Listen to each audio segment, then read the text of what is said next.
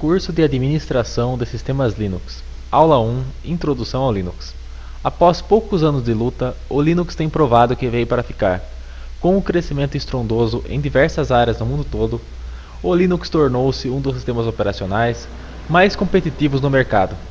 Sistemas baseados em Linux como o Android são um dos sinais mais claros do crescimento do Linux e da necessidade em aprendê-lo. Nesta primeira aula, teremos uma breve introdução ao Linux, entenderemos melhor o significado do termo Linux e de algumas de suas características básicas, de modo a estarmos preparados para as aulas práticas. 1. O que é o Linux? Apesar de muito se falar desse sistema gratuito, poucos sabem a princípio o que é o Linux. Para melhor compreender este conceito, precisamos entender o que é um sistema operacional. Em primeiro lugar, o computador possui uma parte física, chamada de hardware. Esta parte física, desde os primórdios da computação, possui apenas a capacidade de interpretar binários, que são uma forma de representar valores numéricos e informações através de zeros e uns. Deste modo, para operar um computador diretamente pelo hardware, era preciso ser um matemático, engenheiro ou algo semelhante. Percebeu-se que muitas rotinas eram repetitivas. Automatizar estas rotinas poderia ser ruim apenas na memória volátil. Assim, sentiu-se a necessidade de criar formas de armazenamento consistente. Nestas formas de armazenamento consistentes, como por exemplo os cartões perfurados, começaram a ser armazenadas algumas rotinas, que foram as formas mais primitivas de software.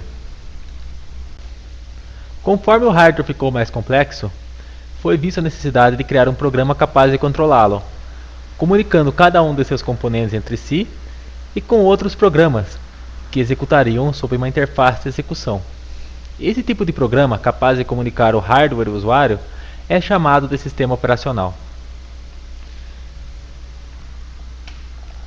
De forma resumida, podemos dizer que um sistema operacional é um programa de computador que faz a interação entre os demais programas aplicativos e o hardware, parte física da máquina, gerando uma interface operacional entre os programas e o usuário. E o Linux, assim como o Windows, é justamente isso, um sistema operacional, porém com uma característica diferente. O Linux é livre. Ser livre significa que é permitido estudar seu funcionamento, uma vez que seu código-fonte é disponibilizado para livre acesso. Isso significa, entre outras coisas, que o Linux não é apenas um produto, mas uma contribuição para a humanidade, porque todo o seu código de programação está disponível para leitura, de forma que todos podem vir a aprender seu funcionamento, desde que tenham conhecimento da linguagem de programação C. A linguagem de programação C é uma linguagem de alto e baixo nível, de grande sucesso até os dias de hoje. Ela foi motivo de popularização de um outro sistema operacional conhecido como Unix, que falaremos a seguir.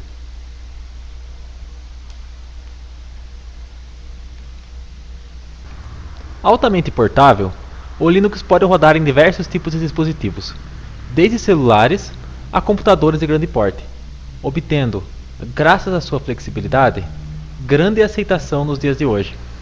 Portabilidade tornou-se marca registrada do Linux, apesar de não ter sido criado originalmente com esse aspecto. Por ter código aberto, ele pode ser modificado e compilado nos mais diversos tipos de computador. A portabilidade do Linux foi tão interessante que ele hoje é usado nos 10 supercomputadores mais rápidos do mundo e é a base do sistema operacional Android da Google. Linux pode executar nos mais diferentes tipos de arquitetura, como PowerPC, x86, Spark e muitas outras que poderiam consumir todo o tempo desse vídeo para serem explicadas. Agora que você já aprendeu o que é Linux, vamos aprender a história dele? O núcleo Linux foi originalmente escrito por Linus Torvalds, do Departamento de Ciência da Computação da Universidade de Helsinki, Finlândia, com a ajuda de vários programadores voluntários através da Usenet, uma espécie de sistema de listas de discussão existente desde os primórdios da internet. Linus criou o Linux em 1961. Nascido em 1969, ele iniciou seus estudos da informática aos 11 anos. Seu avô, Leo Valdemar Torvalds, comprou um dos primeiros computadores Commodore em 1980 e pediu ajuda para usá-lo. Linus ficou tão interessado que passou um verão inteiro estudando-o.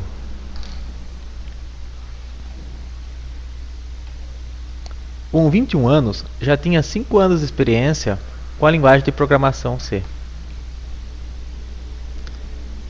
Entrou em contato com o IBM PC na década de 80 e em 1991 comprou um 8386. Uma coisa que levou Linus a criar o Linux foi seu contato com o Unix na universidade. O Unix, um sistema operacional extremamente inovador, tinha como principais características a execução de vários programas simultaneamente, através de um processo conhecido como multiprogramação, que mantém os programas passando por um ou mais processadores de tempos em tempos, de modo que o usuário tenha a sensação de que todos os processos estão de fato executando ao mesmo tempo. Tal método é conhecido como multitarefa preemptiva e é adotada pela maioria dos sistemas operacionais modernos, como o próprio Linux.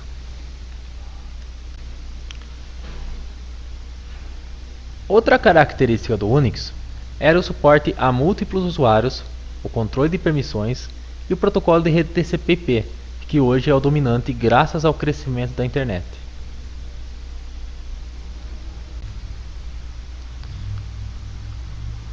Como o Unix não possuía versões para computadores de pequeno porte, foi criado para os estudantes um Minix capaz de executar em PCs como o 386.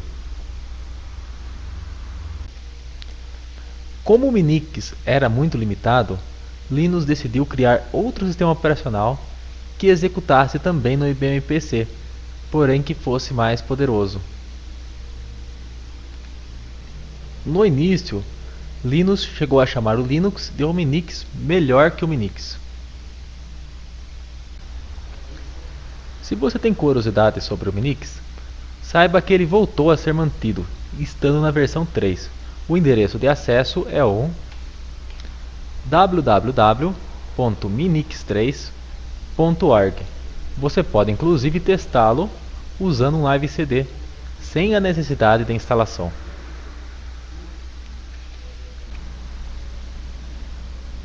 O kernel do Linux, assim como o Minix, foi então desenvolvido para ser similar ao Unix, mas executar em processadores x86, isto é claro, inicialmente. Curiosamente, o sistema foi batizado de FreeX, e por uma brincadeira de Aren Lenk em unir os nomes Linus e Unix, como Linux, num diretório de FTP onde armazenava o FreeX, fez com que o novo nome acabasse sendo adotado. Linux fora criado, mas por ser apenas um sistema operacional, ainda não tinha aplicativos. Nesse ponto entra em cena o projeto GNU. O projeto GNU queria desenvolver um sistema operacional semelhante ao Unix, porém livres. Foram desenvolvidas então uma série de ferramentas semelhantes às do Unix, que ficaram conhecidas como ferramentas GNU, e um kernel chamado Hurd, que infelizmente era extremamente instável e apresentava uma série de problemas. O projeto GNU e Linux perceberam que poderiam unir o útil ao agradável, dando origem ao termo GNU Linux, que é o termo que se aplica à grande maioria das distribuições Linux, pelo menos do ponto de vista de programas instalados. O criador do projeto GNU é Richard Stallman, o mesmo idealizador da licença GPL, que foi então adotada pelo Linux. Richard Matthew Stallman nasceu em Nova York, filho de Alice Lippman e Daniel Stallman. Seu primeiro acesso a um computador aconteceu em 1969, no seu primeiro ano do curso médio. Em 1985, Stallman publicou o Manifesto GNU, que delineou sua motivação para criar um sistema livre chamado GNU, que seria compatível com Unix. Logo após, incorporou a Fundação Livre FSF, Fundação do Software Livre. Em termos gerais, A licença GPL, que é adotada pelo Linux, garante 4 liberdades. 1. A liberdade de executar o programa para qualquer propósito. Esta é a liberdade número 0. 2. A liberdade de estudar como o programa funciona e adaptá-lo para as suas necessidades. Essa é a liberdade número 1. O acesso ao código-fonte é um pré-requisito para esta liberdade. A liberdade de redistribuir cópias, de modo que você possa ajudar o seu próximo. Liberdade número 2. A liberdade de aperfeiçoar o programa e liberar os seus aperfeiçoamentos, de modo que toda a comunidade se beneficie deles. Liberdade número 3, sendo também o acesso ao código-fonte um pré-requisito para esta liberdade. Uma vez que o Linux era apenas um kernel, era preciso instalar um carregador de boot, apontando para um kernel num disco que deveria ser formatado em formato adequado, e unindo isso à necessidade de compilar este kernel. E qualquer programa que fosse ser instalado como um simples shell tornava a instalação do Linux um projeto para desenvolvedores. Surge então a ideia de um projeto conhecido como MCC inteiro em Linux, que foi a primeira distribuição Linux. Como o Linux era livre, era permitido redistribuí-lo com algumas modificações ou personalizações, bem como distribuí-lo pré-compilado. Tal projeto facilitou a instalação do Linux. MCC inteiro em Linux era basicamente um Linux pronto para usar. Depois do MCC inteiro em Linux, surgiram muitas distribuições Linux. Vamos agora falar de algumas das principais, como o Debian, o Red Hat, o Slackware, o OpenSUSE e o Ubuntu.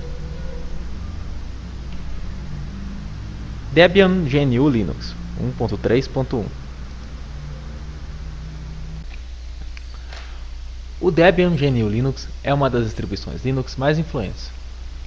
É considerado uma das mais estáveis distribuições do mercado, sendo uma distribuição livre, pode ser baixada gratuitamente.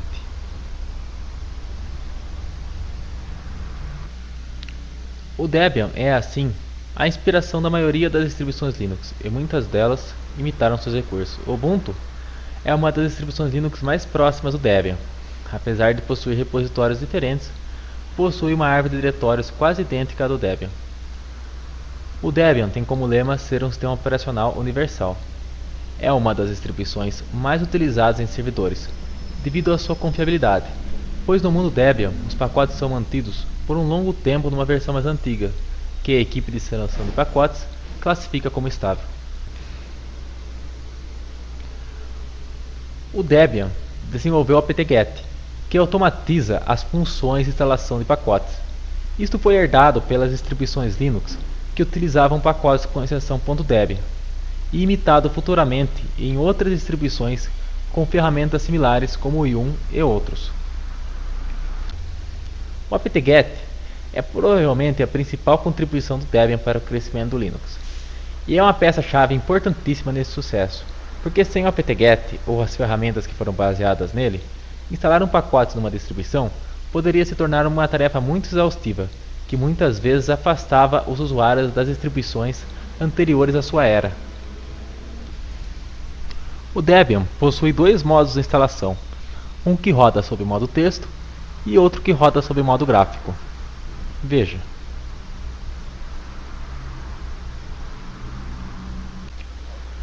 O Slackware é a mais antiga distribuição de grande influência que sobreviveu. Foi criada por Patrick Volkerding e teve sua primeira versão lançada em outubro de 1993. Foi feita para ser parecida com o Unix, sendo assim agradável a usuários avançados que estavam migrando do Unix para o Linux. Por este mesmo motivo, Slackware, assim como Debian, passou a ser uma distribuição muito usada em servidores devido à sua flexibilidade. O sistema começa em modo texto, permitindo que o usuário acrescente os elementos que precisa. Modo texto é um modo em que o usuário interage com o computador através de comandos de texto. Vejamos um pouco da instalação do Slackware. Ela apresenta-se em modo texto e é voltada a usuários avançados. Distribuição Linux Red Hat. O Red Hat é uma das mais tradicionais distribuições Linux de caráter comercial. Assim como o Debian, dela foram derivadas muitas distribuições Linux, como a distribuição brasileira Conectiva, que foi comprada pela Mandrake, dando origem ao Mandriva, uma distribuição francesa também inicialmente baseada no Red Hat. Fácil de usar e poderosa, o Red Hat uniu o Linux ao seu suporte comercial e há ferramentas comerciais pré-instaladas.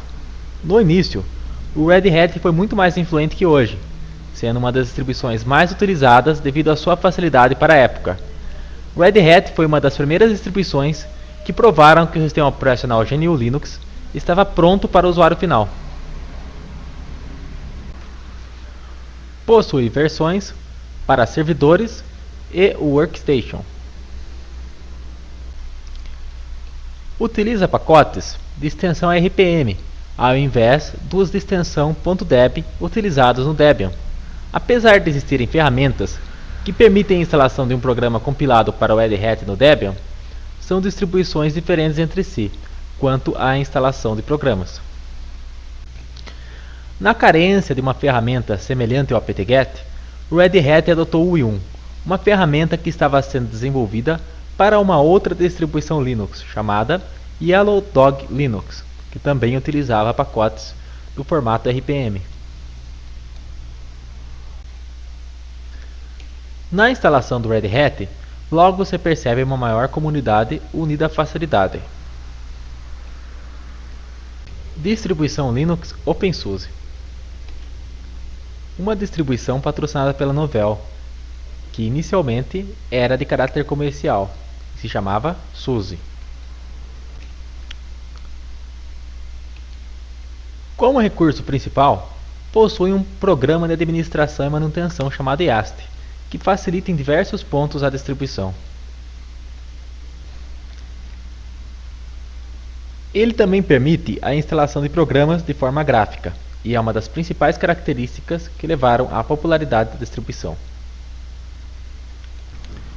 Instalação do OpenSUSE. O OpenSUSE possui o seguinte aspecto durante a instalação.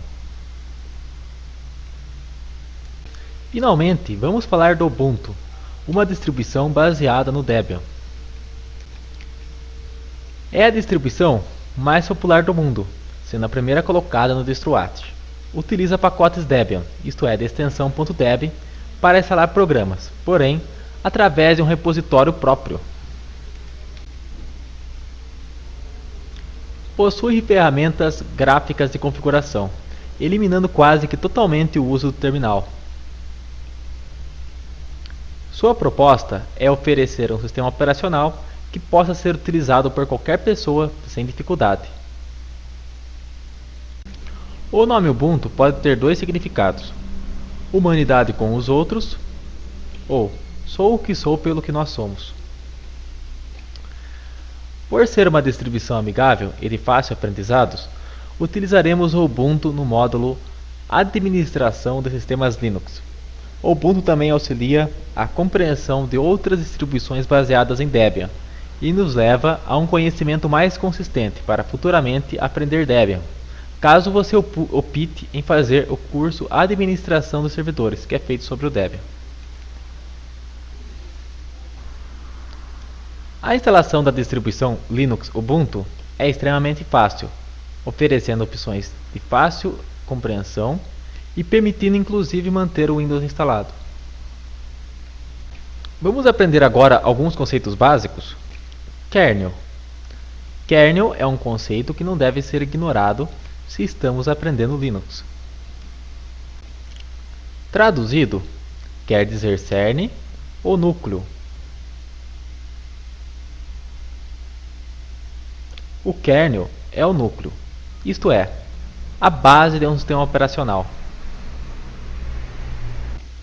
O kernel faz a comunicação entre os programas e os componentes de uma máquina, isto é, o kernel faz a comunicação entre o software aplicativo e o hardware.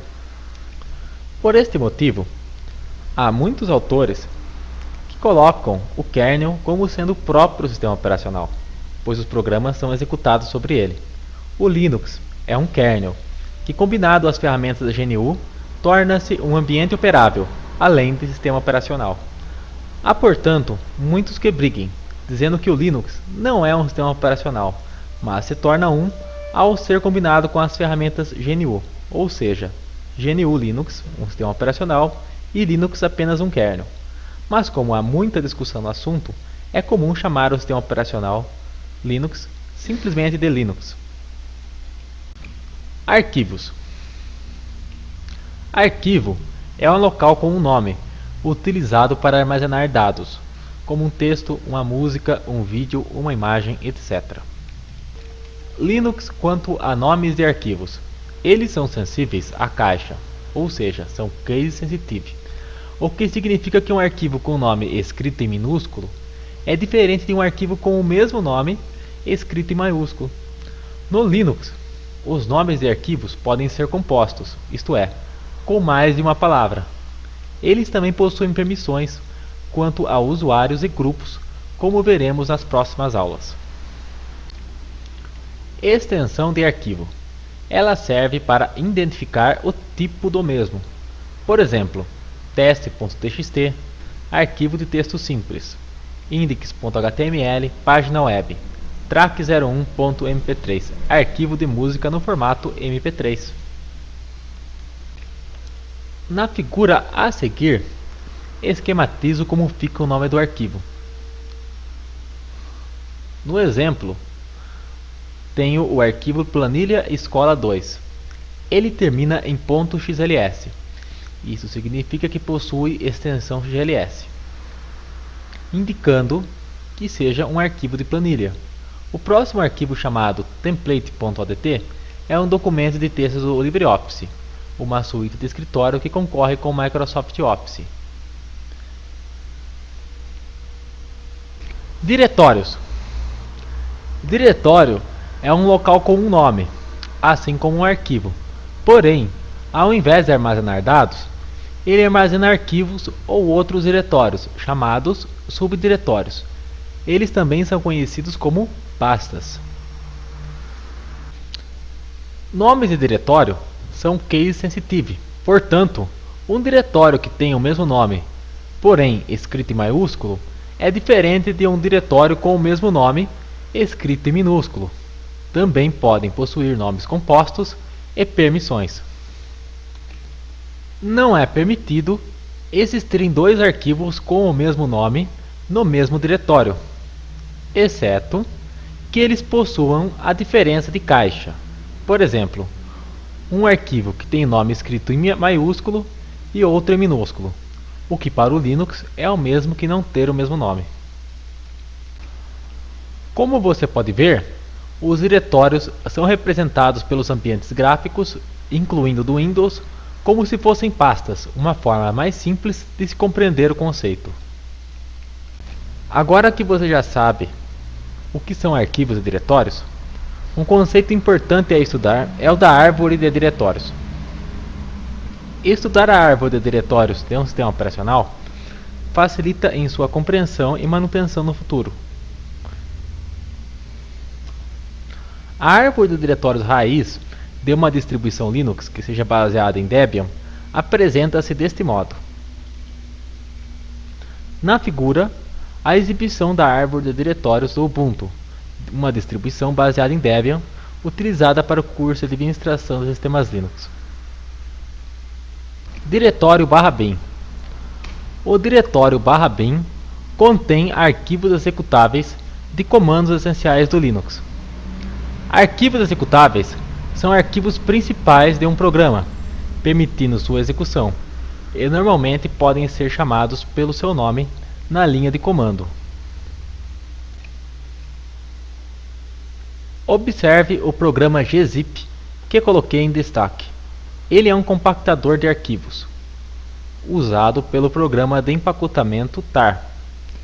Entre outros que podemos citar nesta listagem, é o programa comando cat, que permite exibir o conteúdo de um arquivo, e também o programa ls, que é no Linux utilizado como um comando que lista os arquivos em um diretório. O diretório /sbin é como um irmão para o diretório bin, pois também contém executáveis, porém de comandos administrativos básicos do Linux.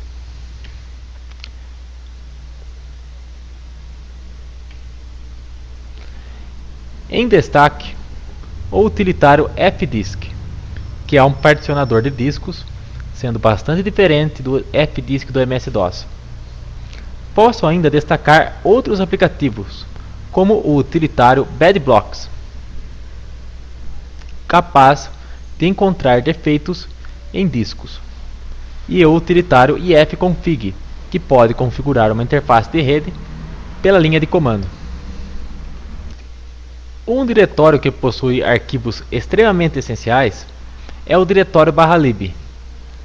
Ele contém binários de bibliotecas.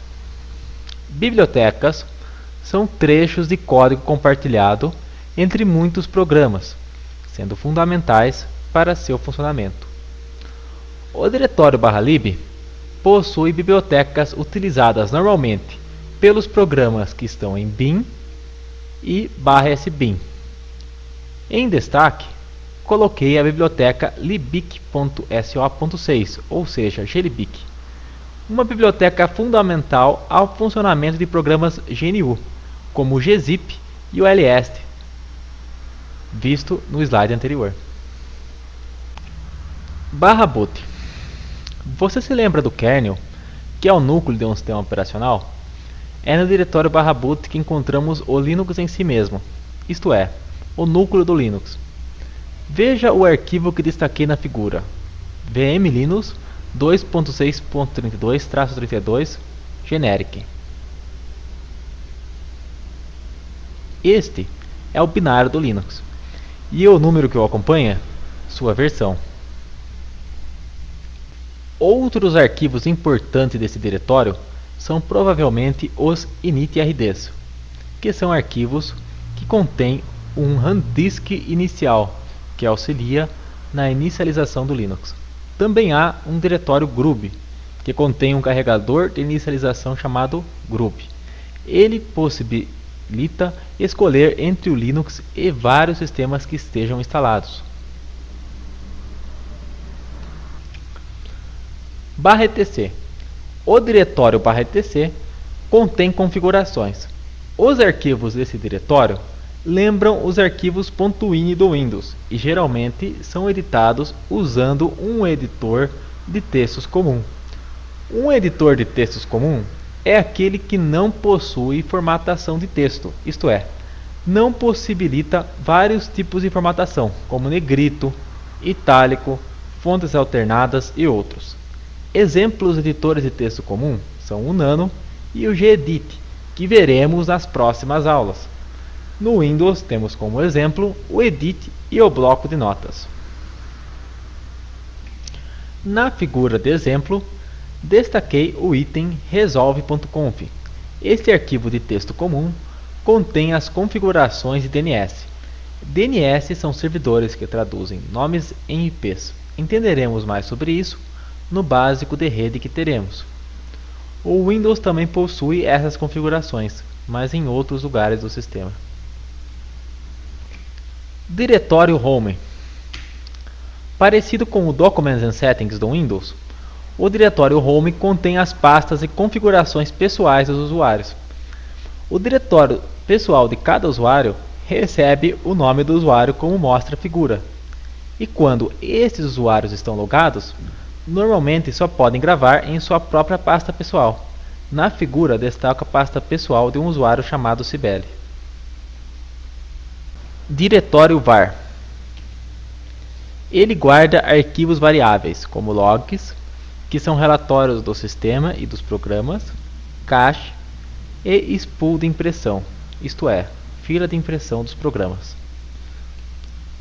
Destaco na figura o subdiretório log, que guarda relatórios, e também mostro o diretório cache, que guarda cache de programas, e o diretório backups, que guarda backups. Diretório TMP.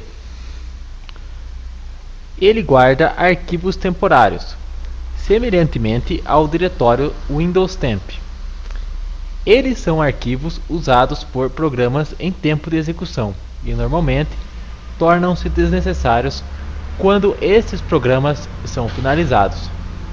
Destaco na figura um subdiretório que está guardando arquivos temporários do programa SSH. Diretório /proc. O diretório /proc é um ponto de montagem. Veremos mais sobre pontos de montagem nas aulas. Ele é dinamicamente preenchido pelo kernel. Contém informações do computador e variáveis que podem ser mudadas em tempo de execução. No conteúdo típico do diretório proc, deixo em destaque o arquivo cpu-info, que passa informações do processador. Diretório /dev. O diretório /dev contém arquivos de bloco especial. Esses arquivos permitem o acesso binário a dispositivos quando visualizados ou escritos. Pode ter seu conteúdo gerado dinamicamente pelo programa UDEV. Na figura, deixo em destaque o item CD-ROM. Este arquivo de bloco especial, ao ser acessado, não mostra seu conteúdo, mas o conteúdo do CD-ROM, de forma binária.